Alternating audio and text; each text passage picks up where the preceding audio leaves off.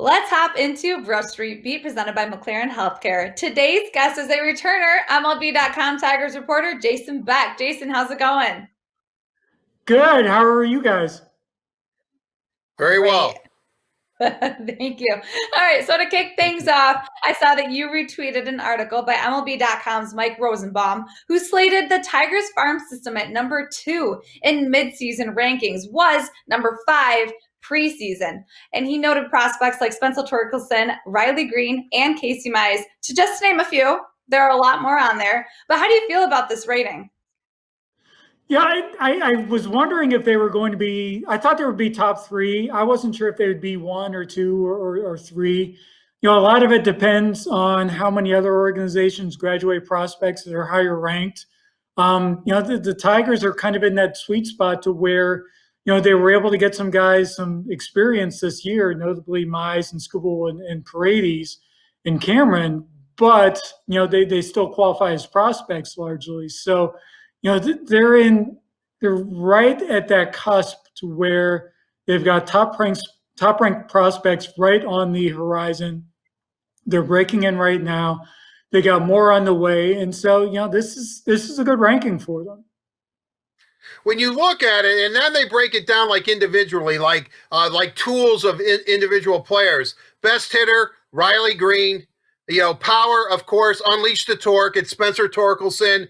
Best runner on the team is Parker Meadows. That kind of surprised me. And then the best arm on the club, as far as prospects go, Jacob De La Cruz. And then field, not much of a surprise, but best athlete is Derek Hill. Is any of that, obviously, any of that surprise you?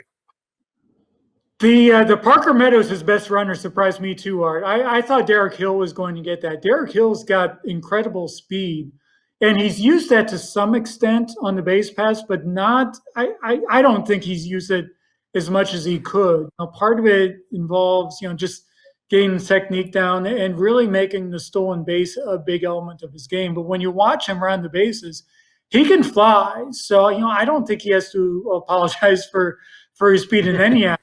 And I honestly, I would think he would be the fastest.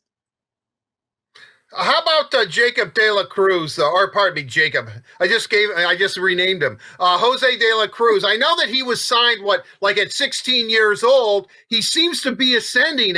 Could this be a steal for the Tigers? Well, first of all, Art, I know you're confusing, just a subconscious confusion between Jose De La Cruz and former Tigers outfielder Jacob Cruz. But yeah, Jose. You got me. Yeah, I know. I figured. Yeah, Jose De La Cruz they like a lot. He was one of their international signings a few years back. He had a really good Gulf Coast League campaign a couple summers ago. Obviously, didn't get a chance to play minor league ball this year with the cancellation of his season, but he was able to go down to instructional league and make an impression there. They like him a lot. They think he has a chance to develop into one of these five-tool type players. And he's got blossoming power. He's got really good athleticism. They think he can be an impact player. I think he's gotten overshadowed a little bit on the international front ever since the Tigers signed Roberto Campos a year ago. And Roberto's kind of a bigger mystery, having come out of Cuba, having not really played much organized ball for a couple of years, just working out in the Dominican with former Tigers outfielder Alex Sanchez. But they like De La Cruz. He doesn't really have to apologize to anybody. We've had him on our rankings, on the MLB pipeline rankings, really since I guess it was for the last year or so. And he could easily be, top 15. But I think because he's played so little organized minor league ball, it's hard to get a read on him. And some other guys, honestly, I think if you look at the 20 to 30 range, there's a few international guys on there that could easily, based on their talent and their potential, be ranked higher, including Campos. And Friday is the deadline for the 40-man roster submission. What do you think that roster will look like, especially after they just had the instructional league camp and seeing some of these young guys? Well, it's interesting. We just had a story posted today about some of the decisions that are going to go into that.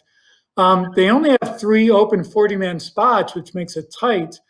And, 2 of those are going to be obvious. Matt Manning's got to go on there.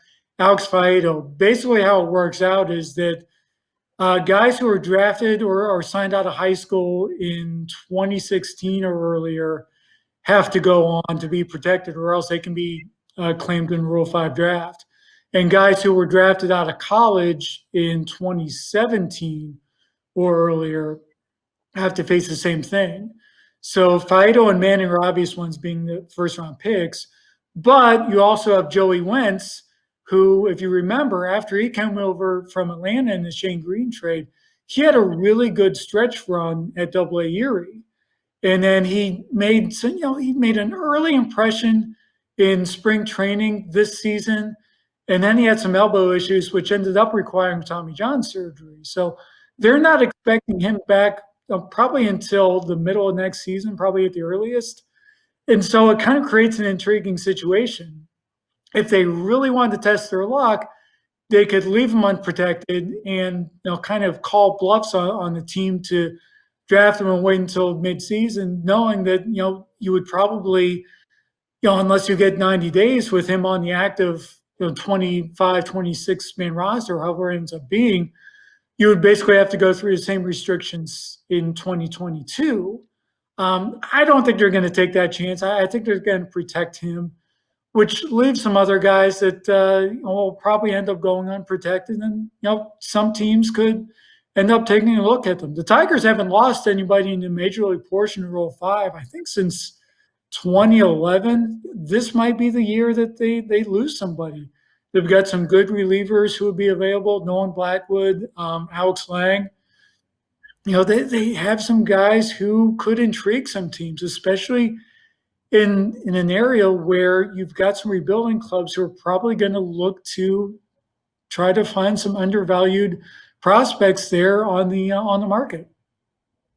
It's really interesting, Jason, that, you bring up Rule 5, and the Tigers have actually benefited from that. Garcia, Cruz, a couple of guys that they've gotten the last couple of years. Obviously, Rule 5, if you take a player Rule 5, he has to make your major league roster and stay on it the entire season, or he goes back to the club that you grabbed him from. But is this a good thing? Does this show progress that now the Rule 5 could, for lack of a better term, come back and maybe, tarnish the Tigers a little bit, take somebody that they really don't want to lose? Yes, it actually does. And this was totally expected that they eventually, if you do this right and you have some good drafts and you make some good international signings, you get to the point where eventually you don't have enough 40-man roster spots for all these guys. And so, eventually these guys get exposed, and guys can take a look at them if they think enough of them.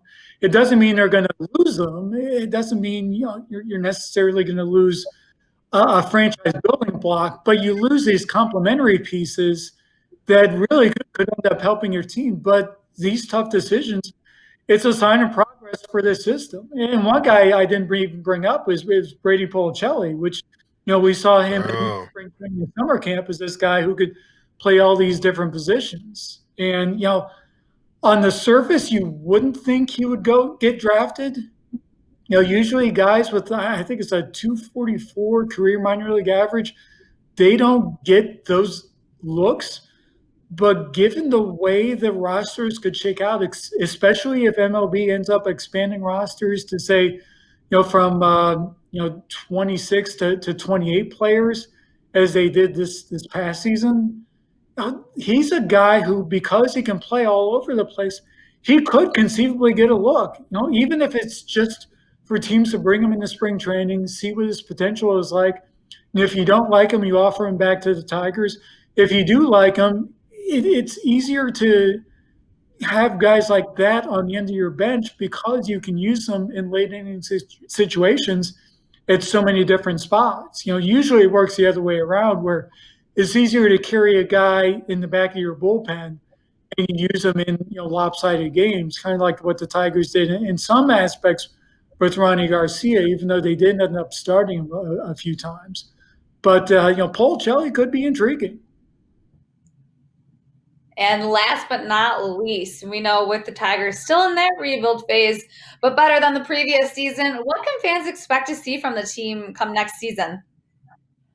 Well, I think spring training could be really fun. I think depending on how many guys they invite, you're going to have, first of all, you're going to have guys like Mize and Scooble who are, instead of being on the outside looking in, they're going to be on the inside of a rotation battle, depending on how many veterans, if any, the Tigers decide to sign in terms of starting pitching depth. And you're going to be looking at guys like Manning and Faedo competing, maybe not for spots on the opening day roster, but for midseason call-ups, kind of like what we saw out of Mize and Scooble this year. So I think this could be interesting, and plus you're going to have guys like Torkelson and Green that much closer to where maybe they're not looking at opening day roster spots, but they're competing potentially for late season call-ups next season.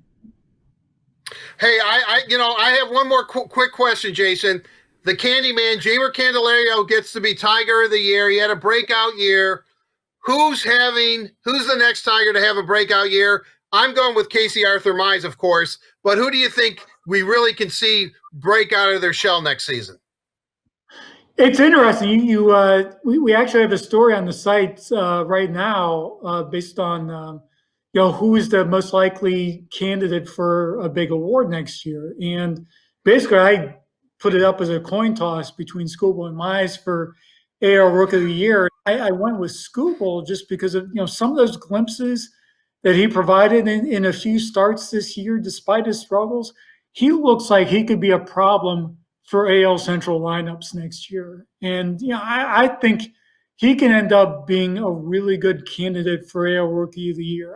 And if he gets that, he could be a candidate for Tiger of the Year. I think somebody like him, I think a guy like Willie Castro, given the way he finished out the season, could be a really intriguing guy.